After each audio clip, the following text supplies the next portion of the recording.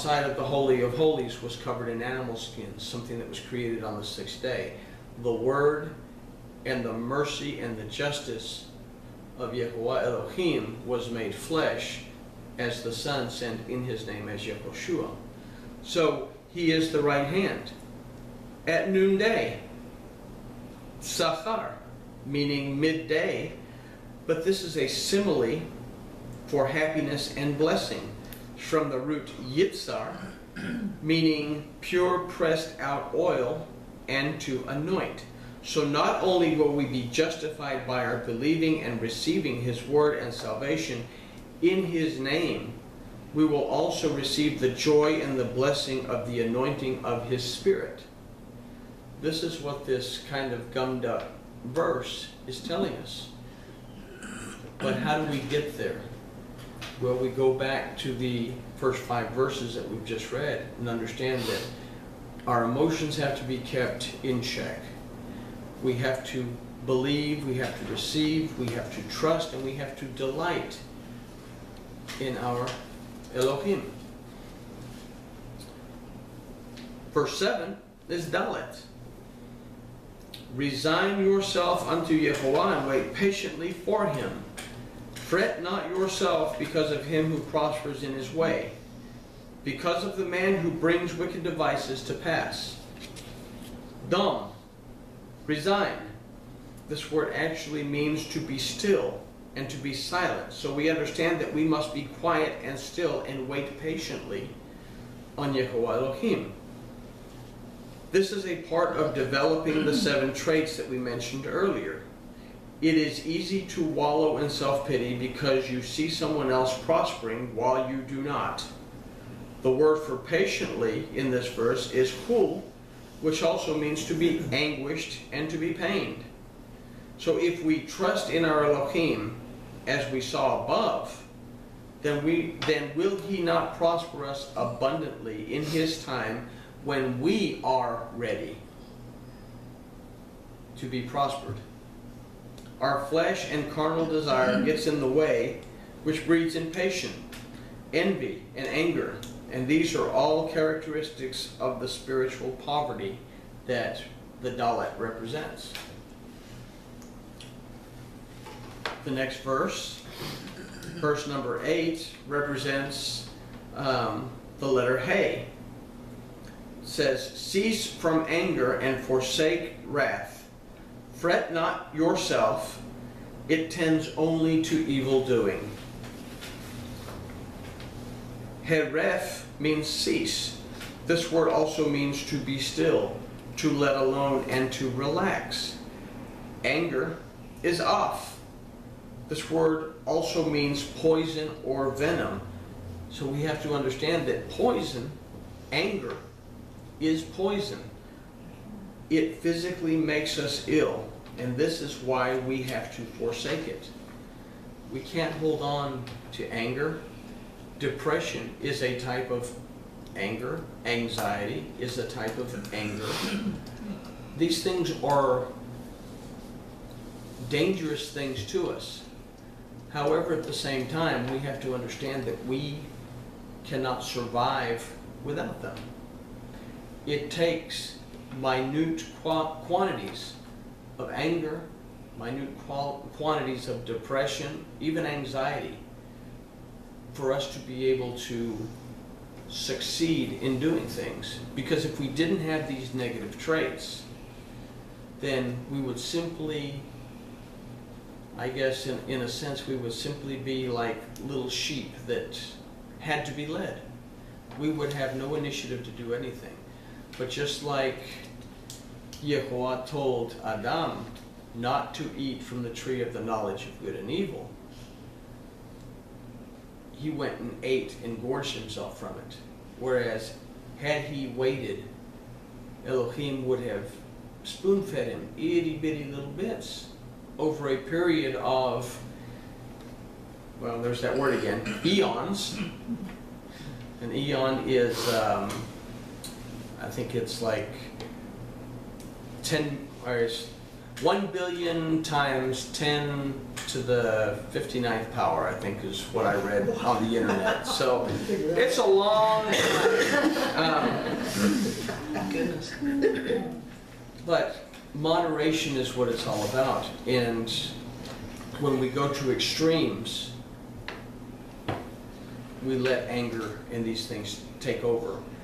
And that's when it starts to cause physical problems, health problems, problems with our friends, problems with our families, problems with our work, problems in our lives. So it's about moderation and being able to keep it in check. The only way we can keep these negative emotions in check is to make sure that we build up and maintain the positive traits that we've talked about. Anyway, it physically makes us ill. This is why we must forsake it. Azab, which also means to depart from it, let it go and set it free. Again, we have the word al titechar, for fret not.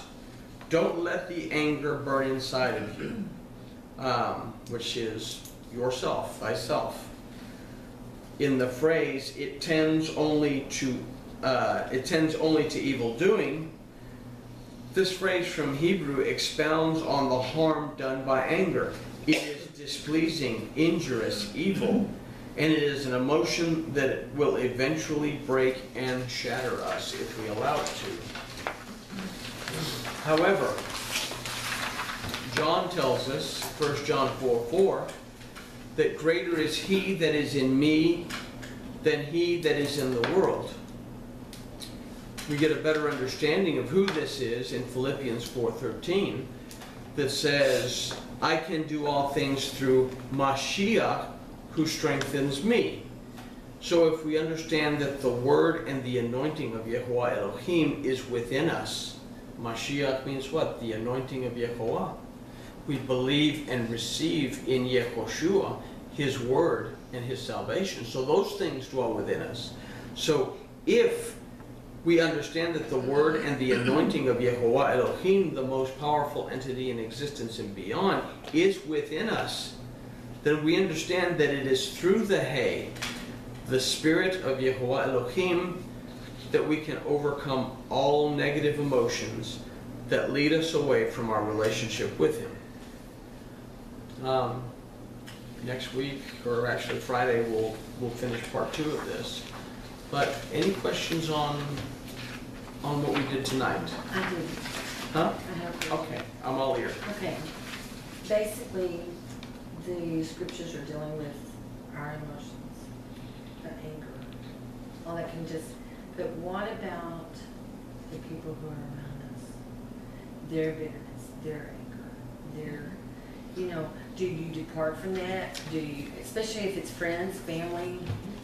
We go back to... If we're supposed to keep them in check, but it's around you all the time, you remove yourself away from that, but sometimes it's not that easy to do. But you go back to the 1st and 2nd verses, which tell us that we have to try to understand where they're at. Yeah. And then take the 7 traits that we have, the traits of kindness, self-discipline, compassion, patience. Sometimes it takes a whole lot of patience. Endurance takes a whole lot of endurance.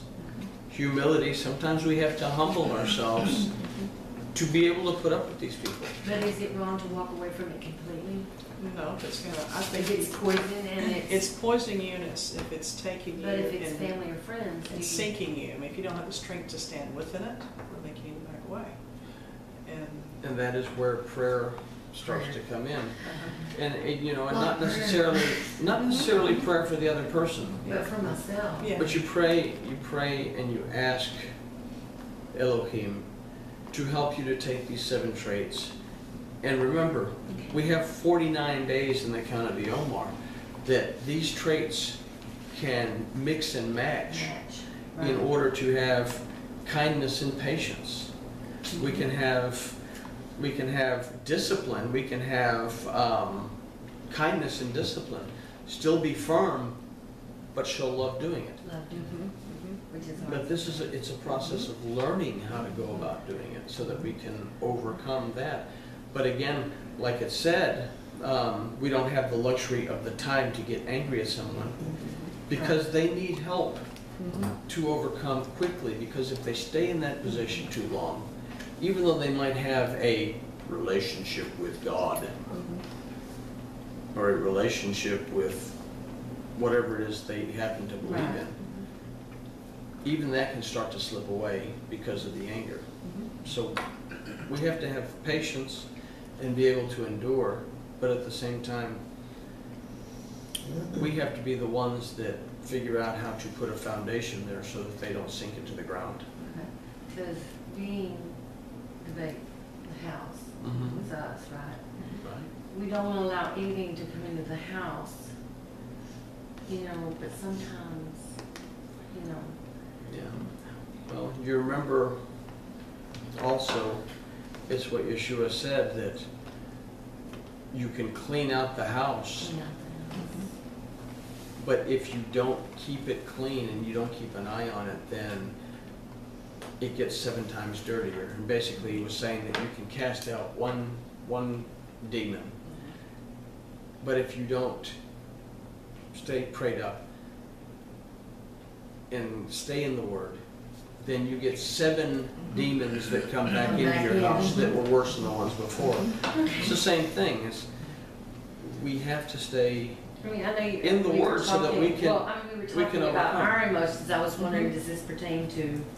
Well, it does pertain to I that think because it would, part of our emotions is being able to keep our negative emotions in check. We have a lot of things, whether it be family issues, friend issues, work issues. We have a lot of negative in our life every single day. And we have to deal with that negative. Sometimes we can't just shake that negative off, It's poison. but you can add enough prayer and add enough study and it's like the Gimel. You can lean on the stability and the wealth of Yehovah Elohim so that you don't fall into the same trap that the people that you're trying to help are in. Or trying to import positive where their negative words are. Extend Right. I mean, like in your workplace, you're always positive. I mean, I know you're always, but sometimes don't it seem like you're, They, it's like it's, yeah, it's exhausting.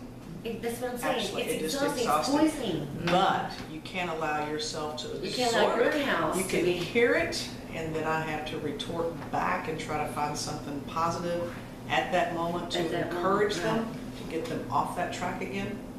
Mhm. And I do find out that if I even say a negative word or